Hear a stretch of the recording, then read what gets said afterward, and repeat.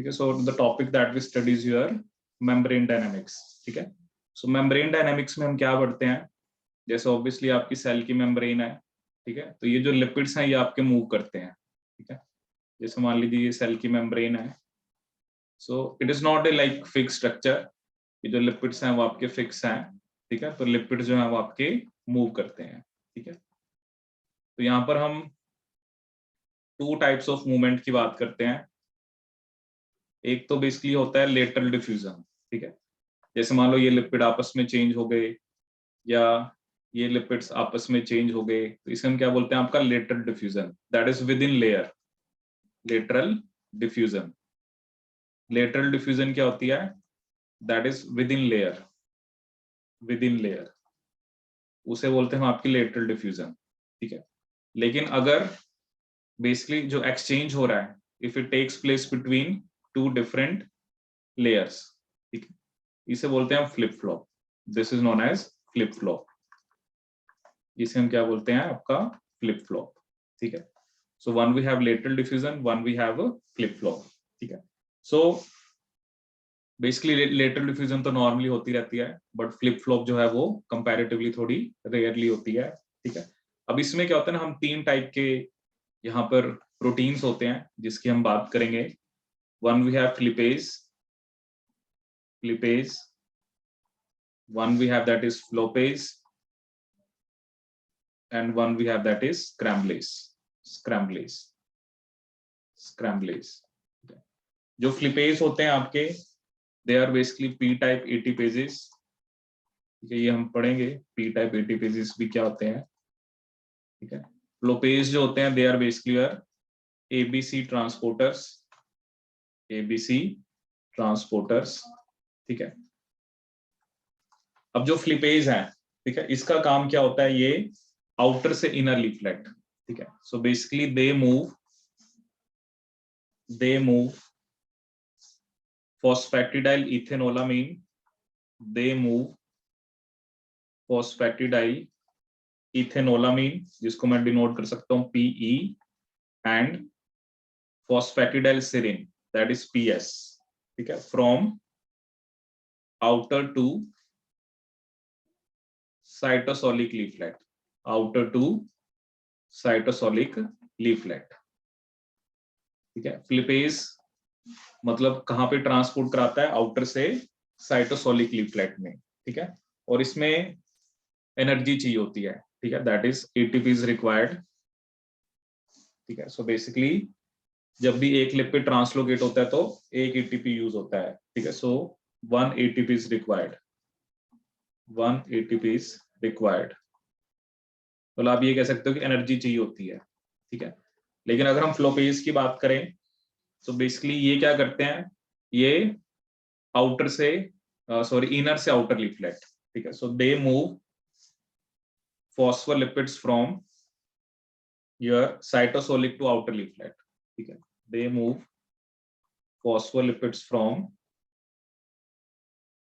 phospholipids from cytosolic to outer leaflet, ठीक है, and they are also ATP dependent। इसमें भी क्या चाहिए होता है आपको, ATP चाहिए होता है, cytosolic to outer leaflet, and this is also ATP dependent, ATP dependent, ठीक है। और जो आपके जैसे इसमें जनरली हम बात करें तो आपका एक तो फॉस्फेटिडाइल कोलिन और स्फिंगोलिपिड, जैसे फ्लोपेज किसकी मूवमेंट कराते हैं, basically phosphatidyl Colin and sphingolipid, ठीक है। और जो स्क्रैम्बलेज है, ठीक है, जनरली जब हम स्क्रैम्बलेज की बात करते हैं, सो बेसिकली ये कोलेस्ट्रॉल की मूवमेंट कराता है, इसकी मूवमेंट कराता है कोलेस्ट्रॉल की, ठीक है। और बेसिकली जो स्क्रैम्बलेज हैं ये किसी भी डायरेक्शन में मूव कर सकते हैं, ठीक है। They move lipids in either direction, they move lipids in either direction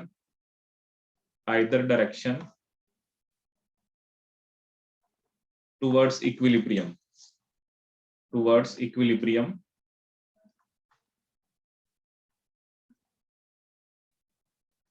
ठीक है। जो स्क्रैम्बलेज होते हैं ये तो एटीपी इंडिपेंडेंट होता है, कि इसमें इसको एनर्जी नहीं चाहिए होती, ठीक है। ATP independent and there activity rises sharply with increase in cytosolic calcium concentration.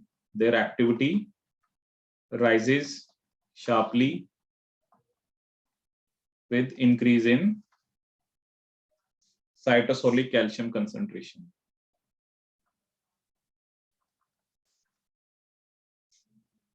With increase in cytosolic calcium concentration. ठीक है। तो यहाँ पर हमने बेसिकली 3 टाइप के ट्रांसपोर्टर की बात करी, ठीक है ना। मतलब सेल की मेम्ब्रेन में जो लिपिड्स हैं, ठीक है, दे आर नॉट फिक्स, जैसे वो मूव करते रहते हैं आपके। जैसे यहाँ पर हमने बात करी कि फ्लिपेज जो है वो उसका क्या काम है आपका, from outer to inner leaflet, cytosolic is inner leaflet, ATP चाहिए होता है लिपिड ट्रांसलोकेशन के लिए, ये फॉस्फेटिडाइल इथेनोलामिन एंड सिरिन, ठीक है। अभी ये मैं आपको एक स्पेशल बताऊंगा भी सही, जैसे सिरिन को इनर लीफलेट में रखना क्यों जरूरी है, ठीक है। So that is very important, वो भी हम डिस्कस करेंगे। ये फॉस्फोलिपिड को साइटोसोलिक से आउटर लीफलेट, ठीक है, एटीपी डिपेंडेंट, ठीक है।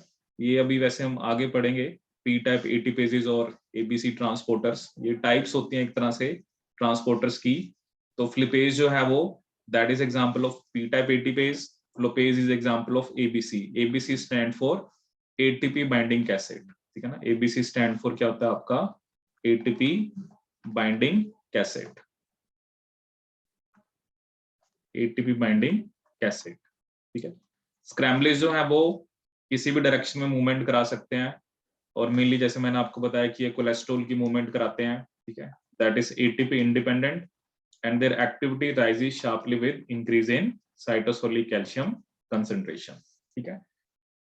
सो जैसे अभी ये हम एक इसमें पॉइंट लेंगे कि फॉस्फेटिडाइल जो सिरिन है, ठीक है, उसको हमें इनर लीफलेट में क्यों रखना होता है, ठीक है। ये जैसे मैं आपको एग्जांपल देता हूं, जैसे अगर हम बात करें जो हमारा आरबीसी है, ठीक है ना, आरबीसी का जो लाइफ स्पैन है दैट इज फिक्स। ये और भी हमारे अंदर सेल्स होते हैं जिनका लाइफ स्पैन फिक्स होता है, जैसे इसका होता है 120 डेज, ठीक है। So basically what happens after 120 days, ठीक है। तो जैसे ये आपका आरबीसी है, ठीक है। अब आरबीसी में क्या होता है कि जैसे ये मान लो बाकी सारे लिपिड्स हैं जो हमने ये शो करे, ठीक है। फॉस्फेटिडाइल सिरिन जो है वो इनर लीफलेट में होना चाहिए, ठीक है। जैसे मान लो ये आपका फॉस्फेटिडाइल सिरिन है, ठीक है। So this is the function of फ्लिपेज। फ्लिपेज का काम क्या होता है कि फॉस्फेटिडाइल सिरिन को वो इनर लीफलेट में रखे, ठीक है। ऐसा क्यों जरूरी है, ठीक है, क्योंकि basically what happens after like 120 days, ठीक है, जैसे इसका लाइफ स्पैन कंप्लीट हुआ, तो बेसिकली क्या होता है, ये जो फॉस्फेटिडाइल सिरिन है आपका, ये इनर से आउटर लीफलेट में आ जाता है, ठीक है। तो पहले फ्लिपेज का काम है उसे कहां पर रखना, आपके इनर लीफलेट में, लेकिन जैसे ही आरबीसी का लाइफ स्पैन कंप्लीट हुआ तो ये आपका आउटर लीफलेट में आ जाता है, ठीक है। और बेसिकली क्या होता है, जो मैक्रोफेजीज है, ठीक है, हमारे अंदर जो मैक्रोफेजीज होते हैं उनके सरफेस पे रिसेप्टर होता है, ठीक है, जिसे हम क्या बोलते हैं, phosphatidylserine receptor. Phosphatidylserine receptor फिर वो इसको आरबीसी को एंगल्फ करेगा और उसको किल कर देगा, ठीक है। सो दिस इज इंपॉर्टेंट, क्योंकि फॉस्फेटिडाइल सेरिन को जैसे मान लो पहले वो आउटर लीफलेट में था, बट फ्लिपेज ने उसे क्या करा, it is flippase which is responsible की वो कहां पर रहे, आपका इनर लीफलेट में, ठीक है। हाँ, लेकिन जब उसका लाइफ स्पैन कंप्लीट हो जाता है तब वो बाहर वाले लीफलेट में आ जाता है और फिर उसका क्या हो जाता है, आपका एपोप्टोसिस, ठीक है। ये हम पॉइंट लिख सकते हैं, keeping phosphatidylserine, keeping phosphatidylserine out of the extracellular leaflet, out of the extracellular leaflet is important, out of the extracellular leaflet is important, that is its exposure, that is its exposure on the outer surface, its exposure on the outer surface triggers apoptosis. Outer surface, क्योंकि outer surface पे होगा तो इसका apoptosis हो जाता है, but जब तक उसका लाइफ स्पैन कंप्लीट नहीं होता तब तक क्लिपेज उसे इनर लीफलेट में रखता है, ठीक है। Triggers apoptosis